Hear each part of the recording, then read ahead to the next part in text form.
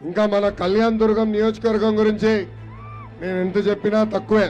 Telugu Desam party అధికారంలో ఉన్న 5 సంవత్సరాల్లో 1200 కోట్ల రూపాయలు ఖర్చు పెట్టి ఆనాడు అభివృద్ధి చేశాం. హనుమంతరాయ్ చౌదరి గారి నాయకత్వంలో పెద్ద ఎత్తున అభివృద్ధి కార్యక్రమాలు చేసింది తెలుగుదేశం పార్టీ.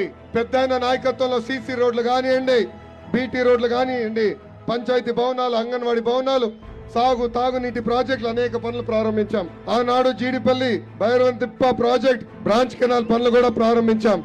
ఏకంగా కళ్యాణ్ దుర్గం పట్టణం కోసం 50 పడకల హాస్పిటల్ కూడా ఆనాడు మన ప్రభుత్వం శాంక్షన్ చేసింది. అనంతపురం కళ్యాణ్ దుర్గం రోడ్డు కూడా ఆనాడు పూర్తి చేసింది తెలుగుదేశం పార్టీ. మార్కెట్ యార్డ్ కట్టాం, స్కిల్ డెవలప్మెంట్ సెంటర్ ఏర్పాటు చేశాం, ఏకంగా డిగ్రీ కళాశాల కూడా ఆనాడు తీసుకొస్తాం జరిగింది.